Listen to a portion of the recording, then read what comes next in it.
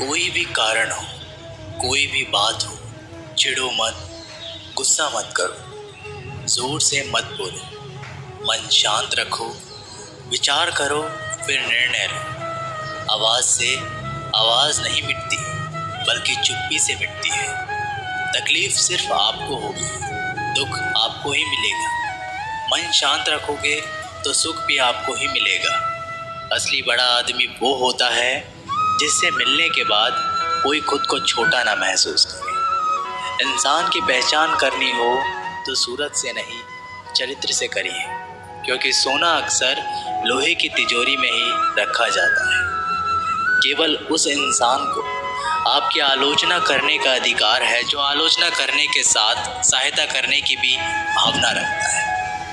वक्त बड़ा अजीब होता है, इसके साथ चलो तो किस्मत बदल देता है, और साथ ना चलो तो किस्मत ही बदल देता है। रोने से इंसान कमज़ोर बनता है, ये गलत है, बल्कि रो रो कर टूटा हुआ इंसान ही सबसे मजबूत बनता है।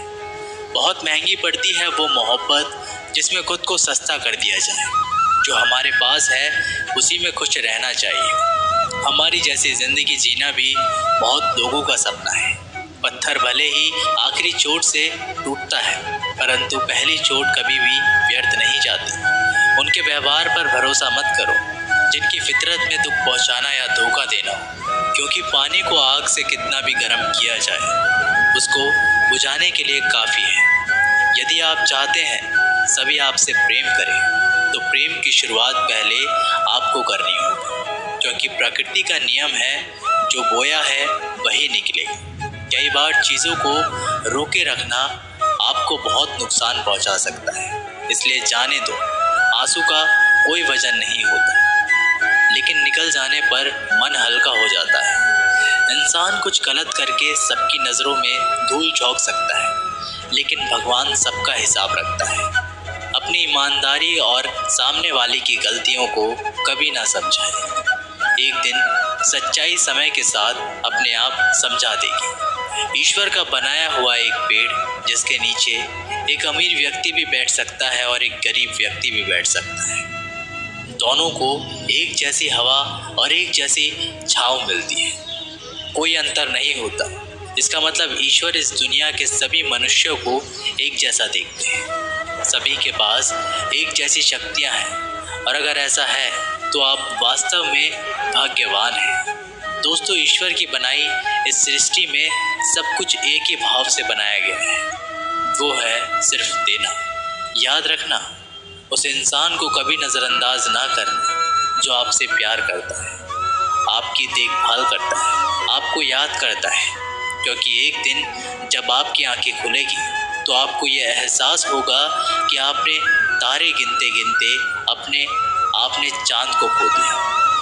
धैर्य रखें, सही समय आने पर आपके पास वह सब कुछ आएगा जिसके लिए आपने मेहनत की है। कई बार ईश्वर आपको केवल इसलिए संसाधन संपन्न बनाता है क्योंकि वह स्वयं घर घर जाकर आपके आसपास के सभी ज़रूरतमंदों की मदद नहीं कर सकता। बहानों से आज आसान बनेगा और कल कठिन, और अनुशासन से आज मुश्किल बनेगा और कल आसान। आप जितने सच्चे रहोगे उतने ही अकेले रहोगे। जब कल का दिन देखा ही नहीं तो आज का दिन क्यों खोए। ये जिस घड़ी में हंस सकते हैं उस घड़ी में कल के लिए रोए क्यों। भाग्यशाली वो नहीं होते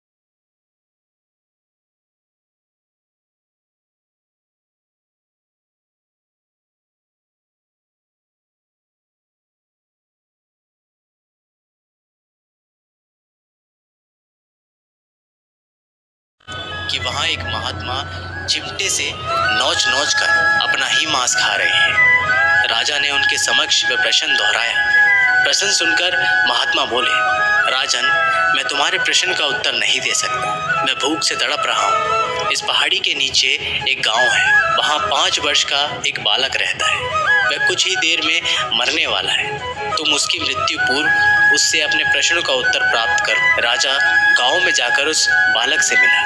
वह बालक मरने की कगार पर था। राजा का प्रश्न सुन वह हंसने लगा। एक मरते हुए बालक को हंसता देख राजा चकित रह गया, किंतु वह शांति से अपने पूछे गए प्रश्न के उत्तर की प्रतीक्षा करने लगा। बालक बोला, राजन, पिछले जन्म में मैं, तुम और वो 2 महात्मा जिनसे तुम पहले मिल चुके हो, भाई थे।